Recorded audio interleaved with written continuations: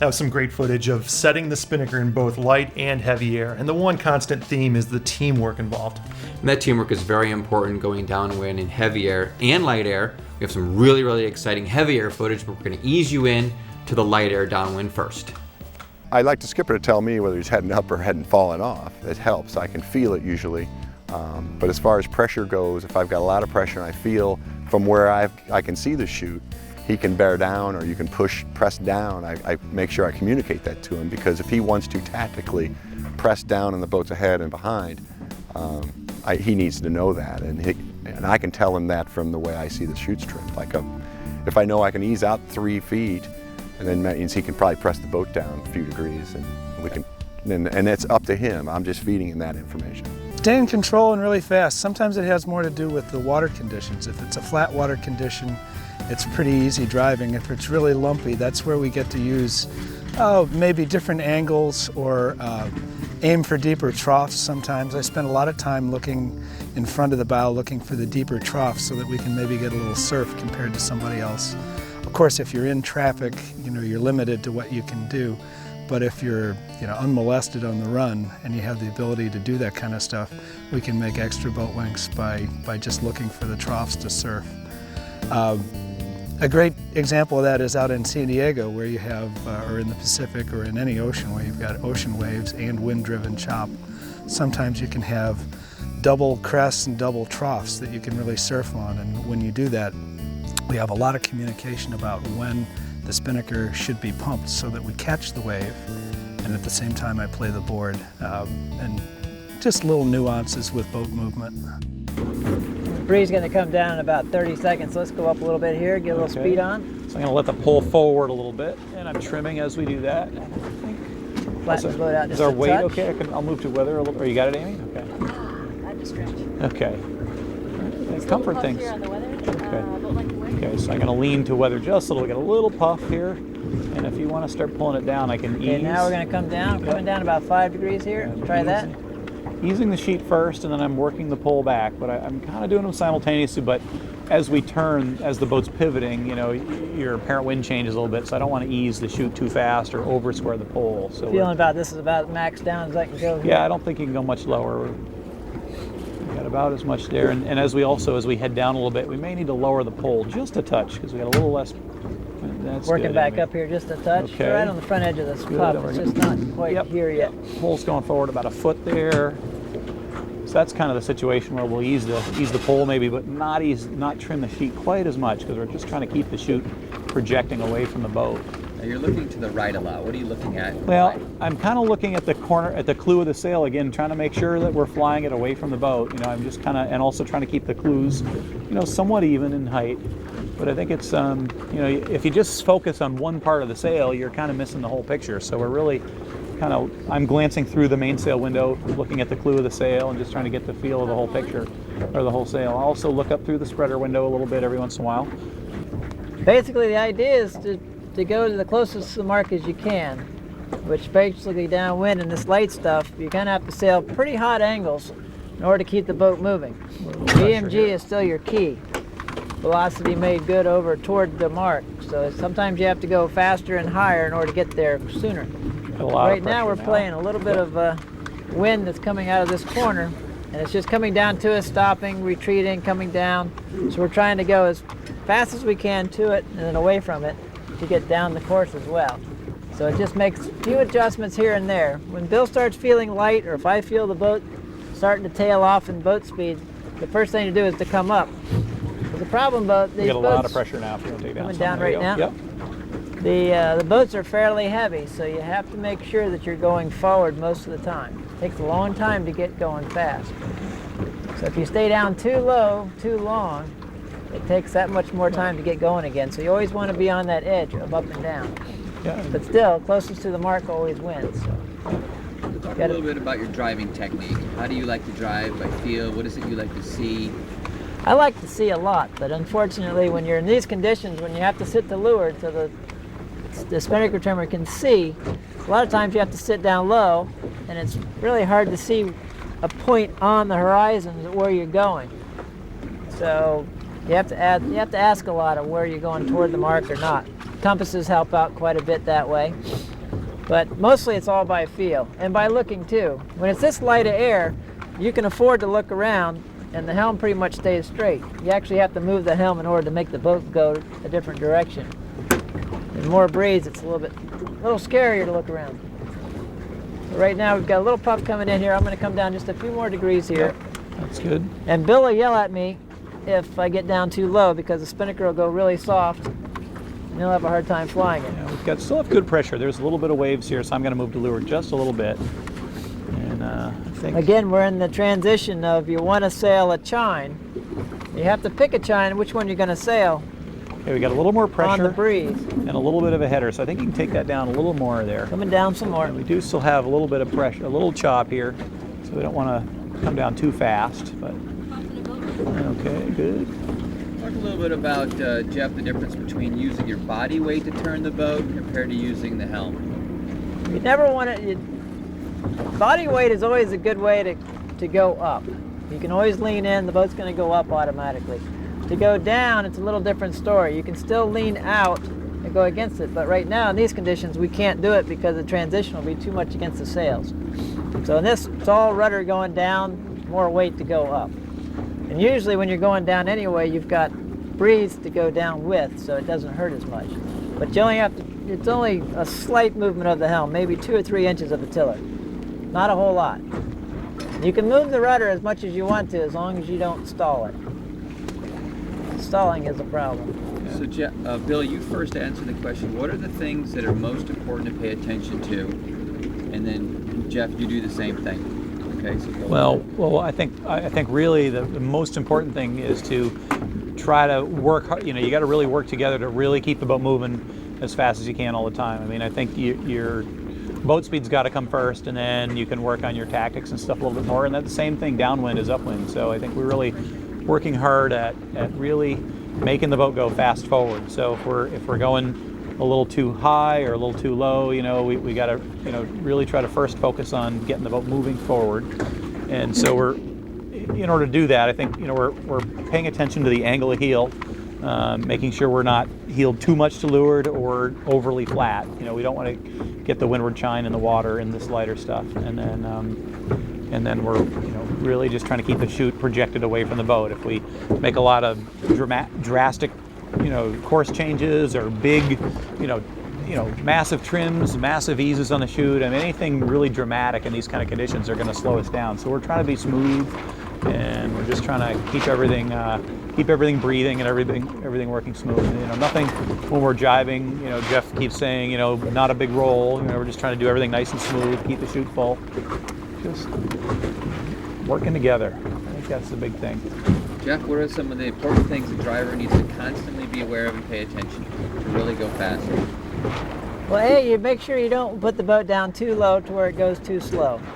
That's one of the major things. If you're going too high, you're losing distance toward the mark, but at least you're going fast. So going too low is probably more detriment than anything. Another thing is I like to play the course, and I like the spinnaker trimmer take care of what the sail is doing.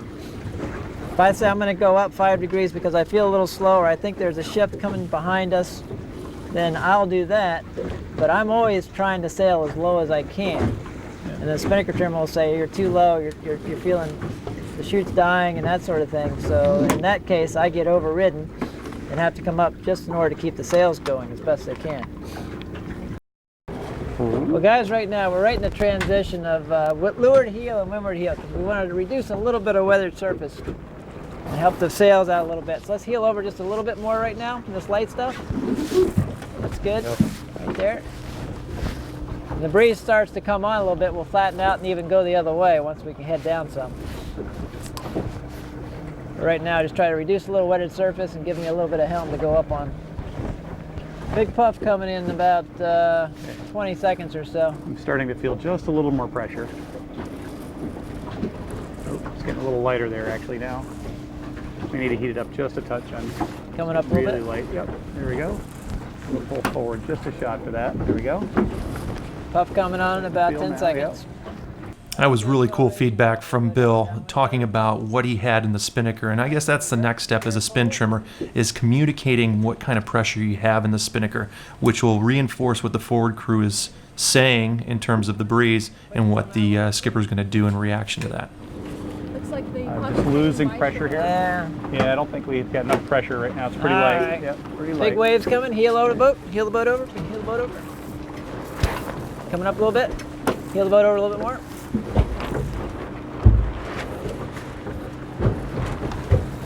Get the square boat going through the waves here. And what we're watching now is Jeff saw a couple of waves coming, had the crew go to leeward, heeled the boat a little bit, he heated up a little bit to get some real forward power, and just really just moved right through those waves. I found over the course of time doing that, obviously in a lightning, getting it on its edge, getting it on the leeward chine is very, very important. But in other boats too, it sets you up for pressure as you're coming out of those waves. And it's definitely a little header there. There we go. That's good. Definitely pressure. Pole height's okay in this breeze. I think we're good right now.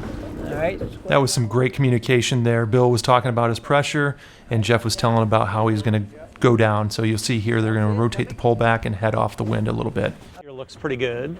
What I'm looking for is two things. I want to make sure the center seam on the sail's flying vertically, and I also like to see the leech going straight up off the pole. So if the pole's too low, like this, the curl is too low on the sail and the luff doesn't project out as well. So there we go.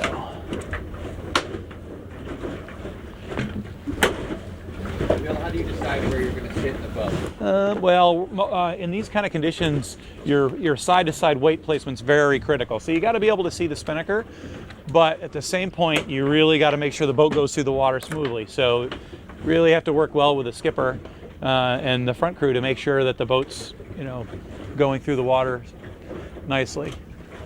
And I'm the biggest guy in the boat, so I got to be kind of in the middle or to leeward a little bit. I know a lot of crews really like to sit right up to windward, but we got to make sure we can keep the boat with the right angle heel. And we're heeled a little bit for these conditions just because it is pretty light.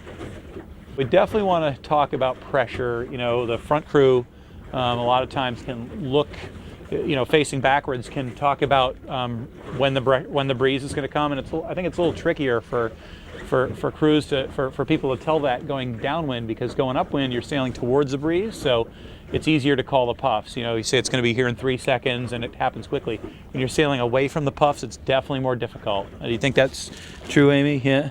And there's a sort of a difference in how much the angle of the sun affects how you can see the puff coming. Yeah, a little light pressure there, Jeff. So now we got the pole too low here. We're in fairly light air, about 3 or 4 knots, 4 or 5 knots of breeze, and the pole's pretty low. And what this is doing, it's not letting the chute project away from the boat. So it does make the draft more forward in the sail, but it's also really closing the luff down. So the whole sail is closer to the boat than it wants to be. So let's go ahead, Amy, raise the pole about a foot, a little more even, a little more.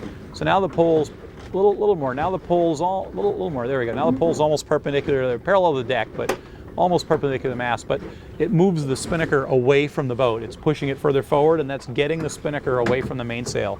Because we definitely have one of the things with lightning. The spinnaker's very full, and it's a fairly short pole relative to the width of the sail, and so we need to try to get the sail away from the boat so that we're not closing off the flow behind the mainsails. One of the interesting things in lightning, we've got a lot of headstay sag, and so I think when we're reaching, one of the things you want to make sure of is that your pole isn't resting right on the headstay, and I don't think it's a problem with damaging the pole or the forestay. I think what happens when you get a lot of sag is your pole actually is to leeward, and so you want to make sure that it's not, if you get your pole resting on the forestay there, the tack of the spinnaker is actually to leeward of the center line of the boat, so it's actually dragging you. It's not giving you as much lift or forward drive as it should. So we like to keep the pole on center line right above the bow there. So sometimes it's not quite on the headstay. So we're coming up to our mark here. We're going to start to head down. So I'll actually move in the boat, even though we want to maintain a slight bit of heel there just to keep the apparent wind similar on the sail. There we go. And easing. All right, let's see how low we can go here. Okay. I'm going to start to bring the pole back now. There we go.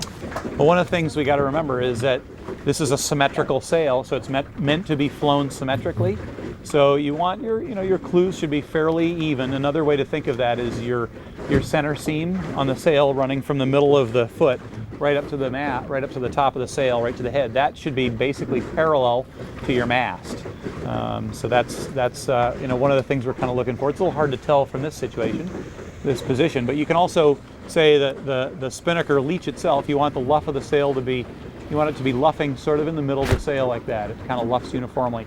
If you have the pole really high, go ahead and pull it right up, man. Pull it way high. Go ahead and pull way up. Okay. When the sail luffs, see how the sail's luffing quite high there. And I really can't ease.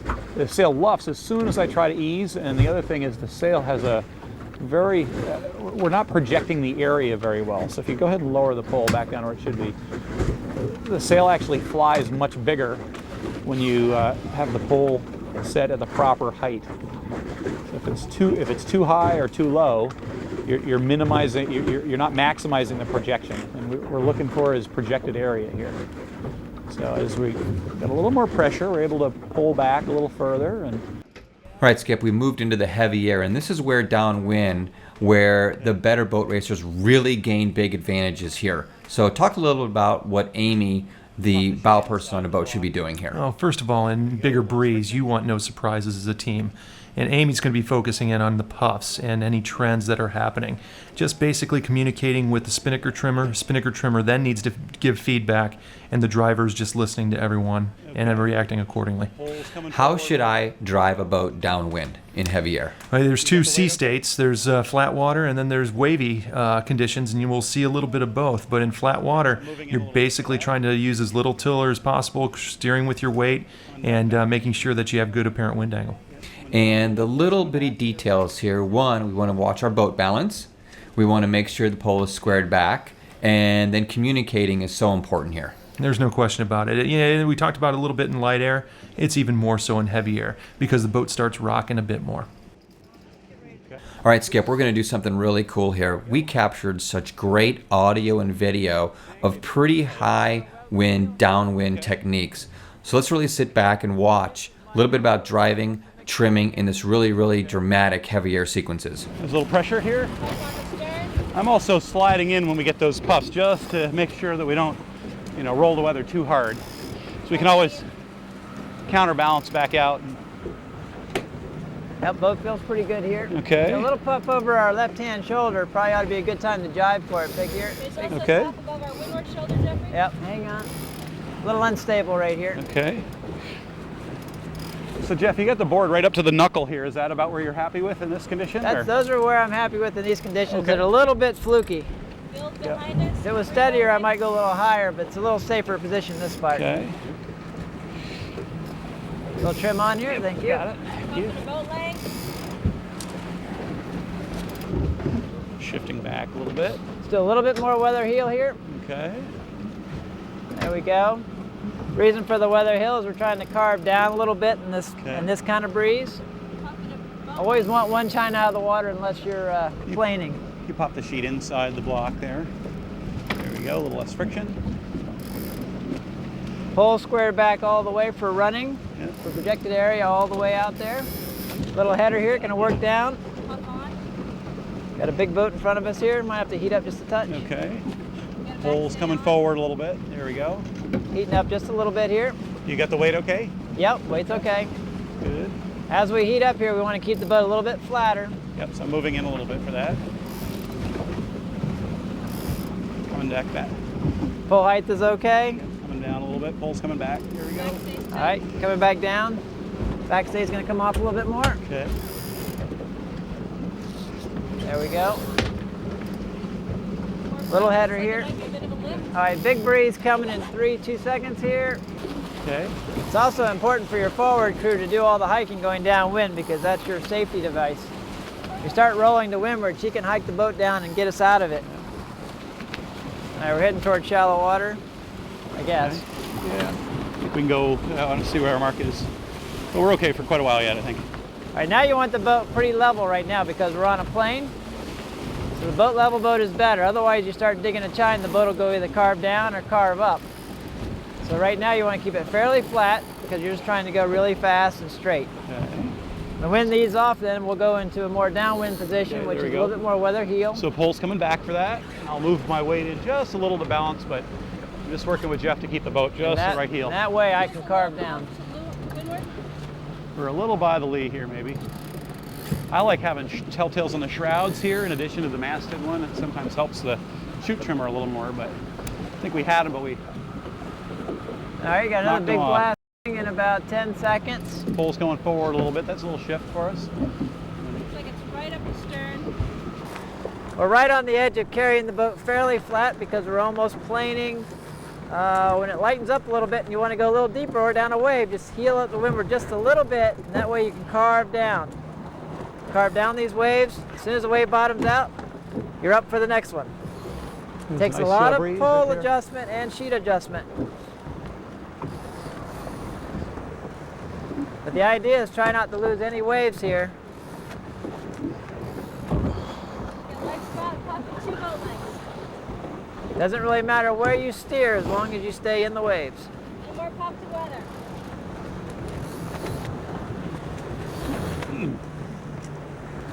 Need a little bit more weather heel. Just Okay. a little bit too much helm here. There you go. Okay. You want to try to keep the helm as neutral as possible. That means a little weather helm is going to push the boat to leeward. All right, we're on this wave here. Just going to kick down this crest, take down the crest, take down the crest, take down the crest, take down the crest. Now I'm going to come back right back up here. So that means a little trim. Just so we stay on this next one. Perfect. Coming back down the crest here, coming down, coming down, coming down hard, coming down hard, coming down hard. Good. Right back up. Right back up. Nice. There's a wave right there. Try to keep the boat as flat as we can underneath the kite. We've come up a little bit so we can plane here a little bit. All right, bigger wave here, bigger wave, bigger wave. Here it comes.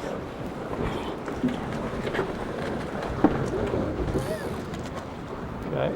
A little less pressure now. Yep.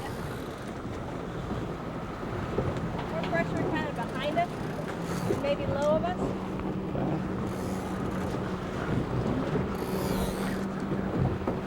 Tighten the backstay a little bit so the top of the mast doesn't get all too free. There we go.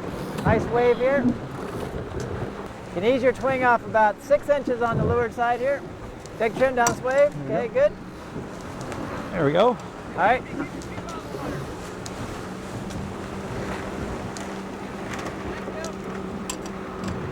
Down a wave here. Big pump, big pump, big pump, big pump. Okay, good. All right, I'm going to sit out again. Amy, you got to sit out a little more. I'm going to come out. Yeah. All right, good. Here we go. Good. Go down downwind now. Okay. Pull back some more. Yep. All right, we're just going to go down the wave here. Bill, you feel Yep. comfortable? Yep. Come up for a little wave here. Down for the wave here. Big down, big down, big down. Hike aim. There you go. You're all right. You're all right. Call the puffs. Far in the boat leg, Okay. Boat's a little squirrely here. Not a problem. half the boat leg. Flip on. Big puff coming down in a minute. Nice waves coming up. Spinnaker's choked down a little bit to keep it under control. Pulls down a little bit to keep everything down. Okay, We don't want things getting out of control here.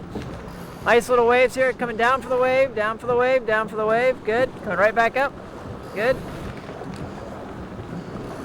Back up for this wave here. Good, good, good, good, good. Pumping the kite a lot to get over the top of these waves. We've got a little puff coming down. I don't see any marks in front of us here. All right, back to normal now. We're okay. Waves are down a little bit now. Pop from the stern, weather. Little wave All here. right, there's the marks right on the bow here. How far out? About a quarter mile. Big wave here. Back, back, back, back, back. Good. Get ready to go forward. Forward now. Tack your jib. This is dragging big time. Stay Yeah. forward. Get ready to come back a little bit. There we go. Ready. Stay forward. Stay forward. Big Okay. pump. Big pump. Big pump. Big pump. Big pump. Big pump. Right there. Sorry. More wave here. There we go.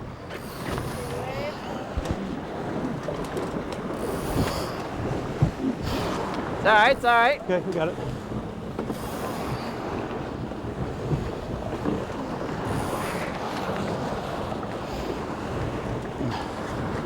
Sure we can't ooch, huh? It'd be bad form to slam a big ooch there, huh? Back of the boat, back. Reason why we're going forward and out, these waves are starting to trap the bow here a little bit, so we're trying to work out of it. Nose up, nose down for these waves. All right, this next jibe is going to be a poleless jibe. It's going to be, we're going to do a port rounding. We got about 300 yards to go. Everything's status quo as it is right now. You want the jib up before the jibe or after, Jeff? Let's jib up before the jibe. Okay. All right, you tell me when you're done. I got Not yet, not yet, not yet. Big wave here. Forward, forward, forward, forward. Now back. Good.